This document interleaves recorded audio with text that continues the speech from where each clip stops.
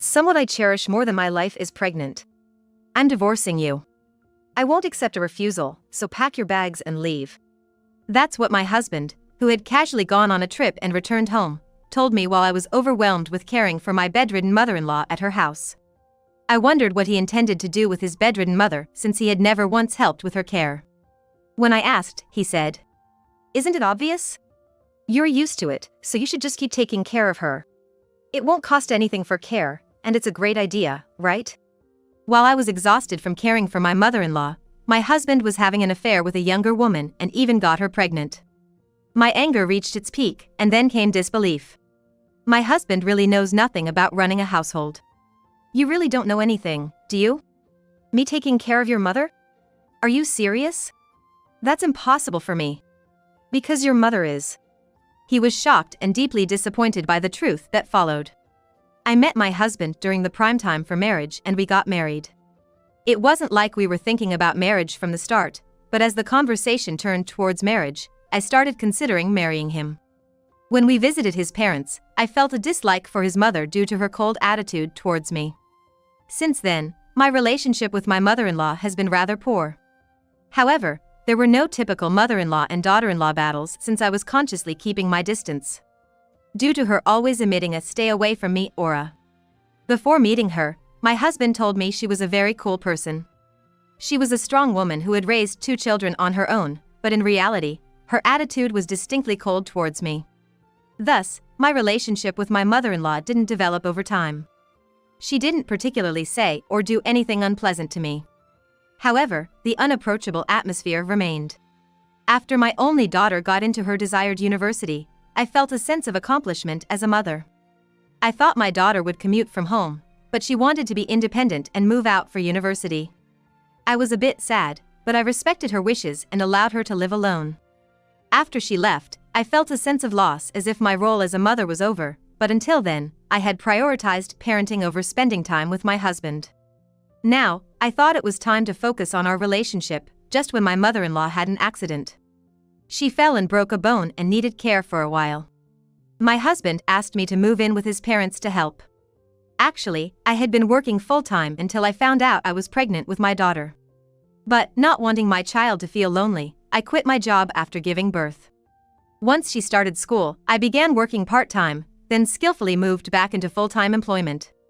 However, my husband wanted me to quit my job to take care of his mother. Honestly, I didn't get along well with her, but she had always been kind to my daughter and helped her a lot. She even came to her school events, so I felt grateful. So, I reluctantly agreed to his suggestion as a way of repaying her, thinking it was one option.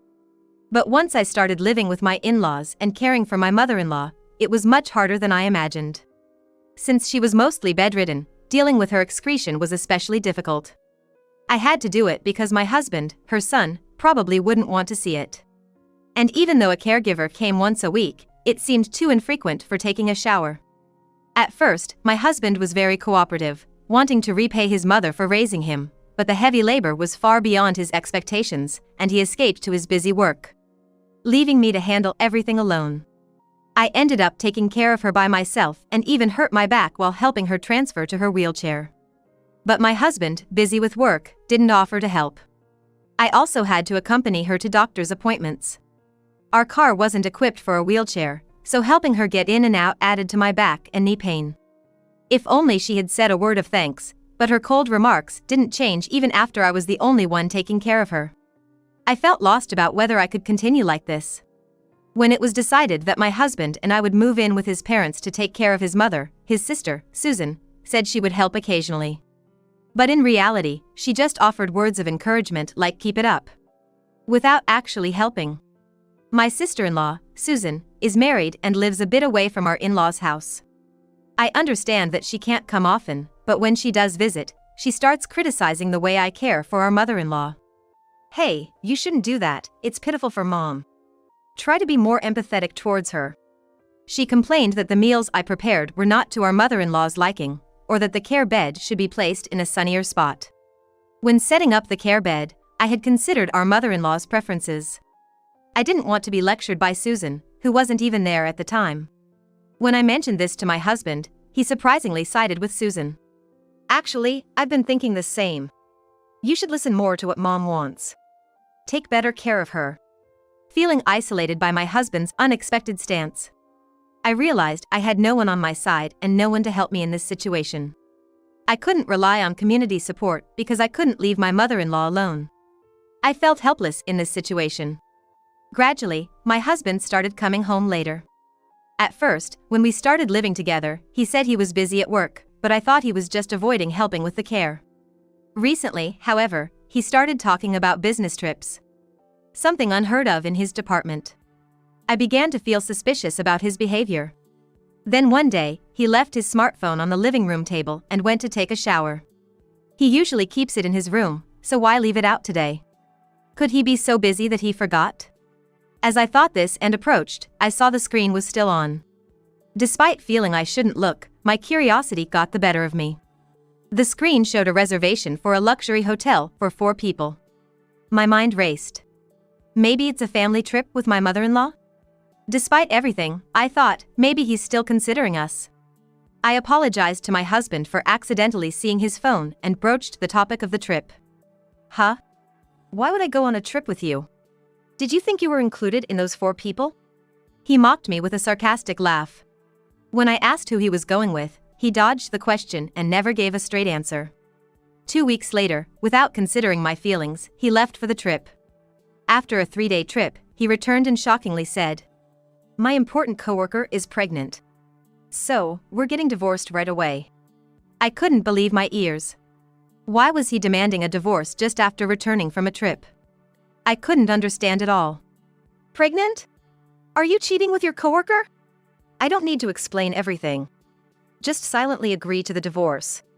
Despite my persistent questioning, he refused to explain, saying I didn't need to know and that I should just obey because he's been providing for me. I depended on his income because he asked me to quit my job to care for his mother. If we had cooperated as a couple, there would have been no need to rely solely on his income. To be told he's been providing for me. Enough, you're annoying. I'm leaving for my lover's place. Contact me when you're ready to divorce, all right? He left my in-laws' house as if escaping my questioning. Seemingly light-footed, as if he had anticipated this outcome. A few days later, I went to the bank after accompanying my mother-in-law to her doctor's appointment to withdraw living expenses. It seemed my husband had no intention of supporting us anymore, as the entire amount of his salary had already been withdrawn. It looked like he thought this would make me agree to the divorce faster. A month later, I contacted my husband to agree to the divorce and asked him to come to my in-laws' house with his lover. On the appointed day, surprisingly, Susan also showed up uninvited. She seemed very close to my husband's mistress and appeared to accept their relationship. When I told my husband I agreed to the divorce, he and his mistress hugged each other in joy. Sorry to ruin the moment, but there's still more to discuss. What about your mother? You can take care of her, can't you? You've got lots of experience with caregiving. It's only natural for the experienced one to do it, right? That's impossible. Your mother is going to a facility. She'll receive professional care, and I'd just be in the way as an amateur, wouldn't I? Then, Susan, who had been silent until now, suddenly interrupted the conversation between my husband and me. You're sending mom to a care facility? How could you be so cruel?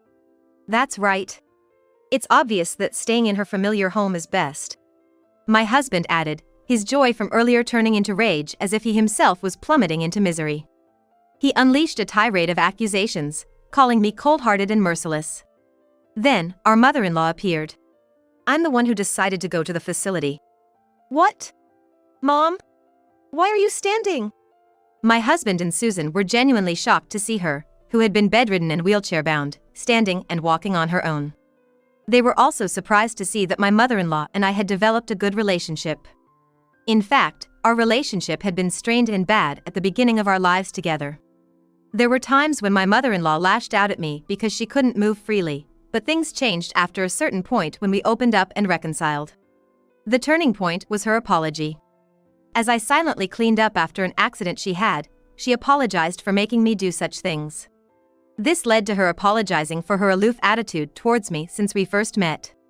My mother-in-law had divorced due to issues with her previous daughter-in-law. She had always tried not to do the same things to me that she disliked, but the more she thought about it, the less she knew how to act, which led to her keeping her distance. Once the distance was established, it became even harder to know what to do. As she found herself in need of care, her guilt overflowed. But she didn't know how to express it and tearfully apologized. I felt the same way. I had given up on trying to close the gap with her, to understand each other. Once the misunderstanding cleared, my mother-in-law began to regularly thank me. I also started to empathize with her and explore what kind of environment would be best for her care. In the process, she began showing interest in everything and even expressed a desire to try physiotherapy. A doctor referred us to a specialist, and she began to show signs of recovery with each visit. Now, she could walk short distances without a cane. The money for the care facility will come from selling the house and my savings. There won't be any money left for you too. My husband and Susan were outraged by this news they were hearing for the first time. My husband demanded to know why I didn't stop our mother-in-law's reckless decision. However, I knew all about what she had decided. Rather, she made the decision because she was pained by my husband's attitude towards me. Seeing that he didn't help with the caregiving and left everything to me, she initially looked for options she could manage on her own. Although bedridden, she could use her smartphone and had been searching with it.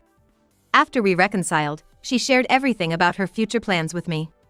She had no intention of leaving any money for my husband and Susan. So, I suggested finding a comfortable facility, and I joined in the search. We found a vacancy in a luxurious nursing home within her budget. We visited, did a trial day, and she loved it, so she quickly signed the contract. "What the heck are you doing? If we let this woman take care of her, we can save a ton of money," my husband exclaimed.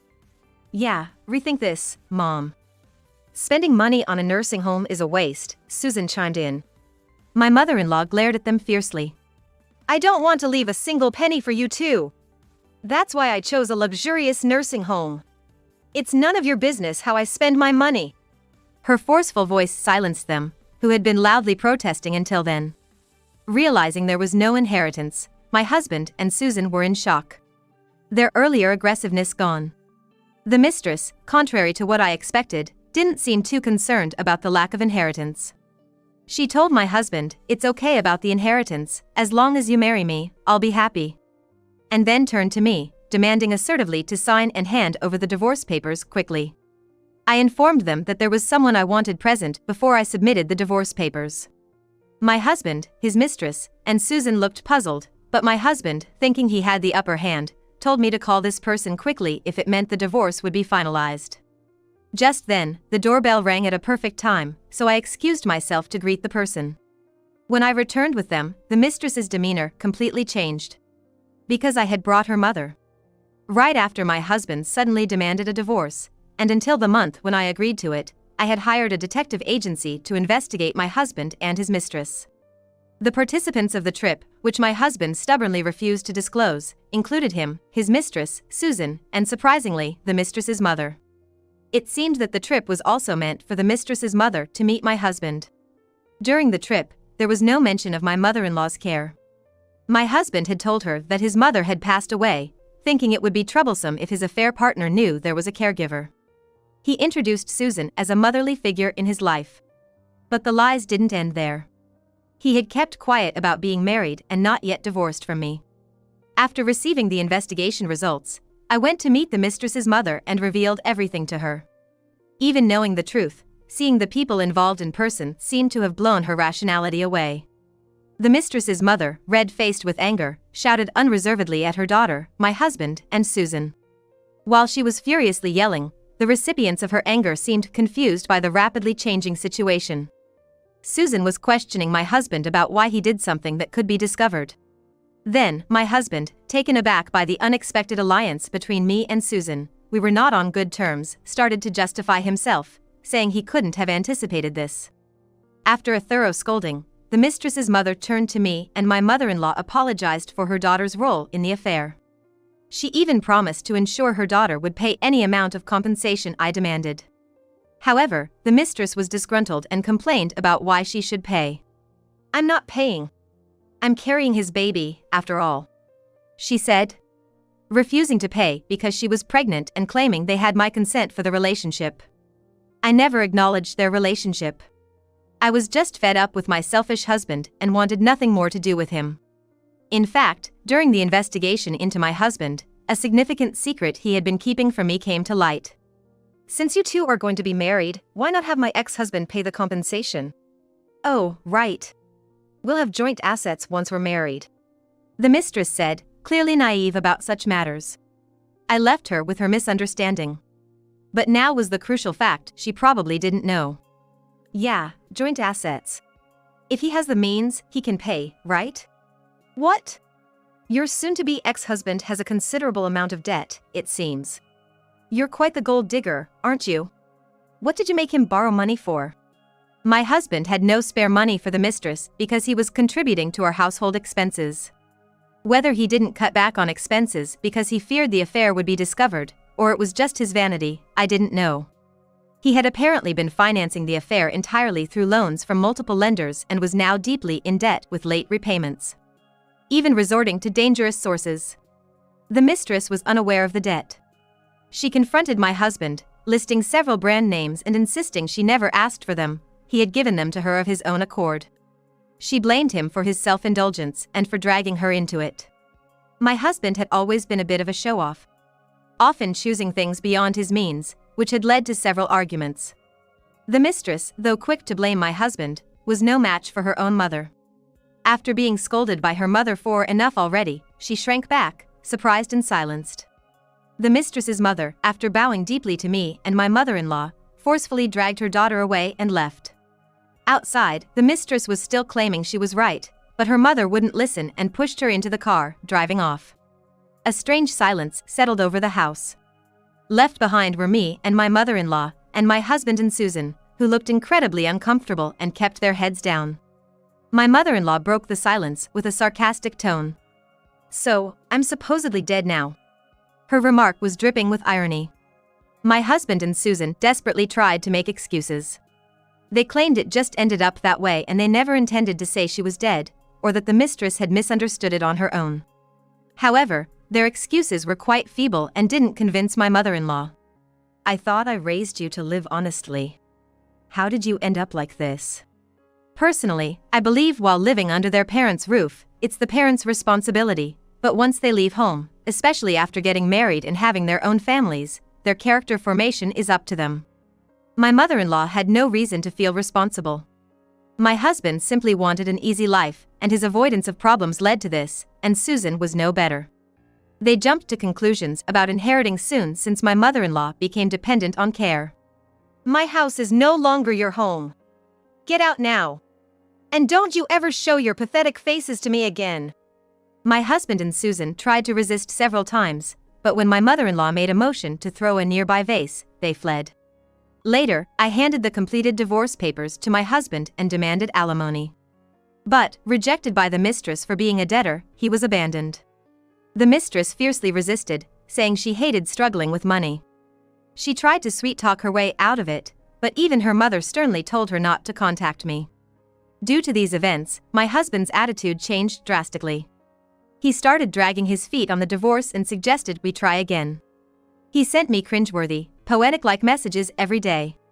It felt more like harassment, so I ignored them, and he turned to our daughter for sympathy. However, she knew everything that happened during the month he was gone. She had even come to help with my mother-in-law's care during her university break. What are you talking about now? I don't want a father who runs from responsibilities, and cheating, that's just disgusting. Don't contact me again. Goodbye, creepy uncle. Being called a failure as a father and a creepy uncle by his daughter seemed to deeply shock my husband. He agreed to the divorce and alimony with a defeated look, muttering, maybe this will make my daughter forgive me. Reconciliation seems unlikely from a daughter's perspective. Despite wanting to appear a good father, my debt-ridden husband managed to gather enough money to pay the alimony in full. I'm sure he piled up more debt to do this, but it was entirely his doing. Not my concern anymore. After severing ties with my husband, the mistress's mother gave me a substantial sum of money as compensation. It was apparently all of the mistress's savings. She apologized again for her daughter's misdeeds, saying money couldn't solve everything. As for the mistress, she lied about being pregnant to get rid of my husband, who was drowning in debt. Desperate to break up, she confessed to making up the pregnancy as a shield against paying compensation. Her mother, beyond angry, was appalled. Disgusted at her daughter's disregard for life, she kicked her out penniless. The mistress, originally planning to return to her parents' home due to her depleted savings, was thrown off course. She sought her mother's help several times but remained unforgiven. Reportedly spending nights at motels, with homelessness looming over her. Susan's actions were discovered by her husband, who was furious with her. Shortly after, his mother required care. And Susan ended up having to provide it at her in-laws' home. Overwhelmed within hours, she begged to be released, but her husband, knowing everything, refused. Consequently, Susan called me for help. Having had little to do with Susan since marrying her brother, I had thought everything was settled with my divorce. I had forgotten to block her number. After her wailing on the phone, I reflexively hung up and promptly blocked and deleted her number. Before moving to the facility, my mother-in-law gave me a diamond ring as a thank you. She said I could sell it if I wanted, as it was the only thing she had left. She didn't say much, but the ring had a large diamond, and it seemed valuable, something with significant memories since she hadn't sold it before. I could have refused, but I accepted it, feeling like she wanted me to have it. She told me to forget about her and start a new life. But I promised to keep visiting her. Not as a daughter-in-law, but as a friend. This made her smile warmly. She looked forward to it and entered the facility. Whenever I visit her at the facility, she introduces me as my daughter has come to visit. It warms my heart to be thought of as her daughter, and I've naturally started responding with "my mother is in your care." Seeing her more vibrant and lively than she ever was at her own home, I can't help but wish for her continued health and longevity.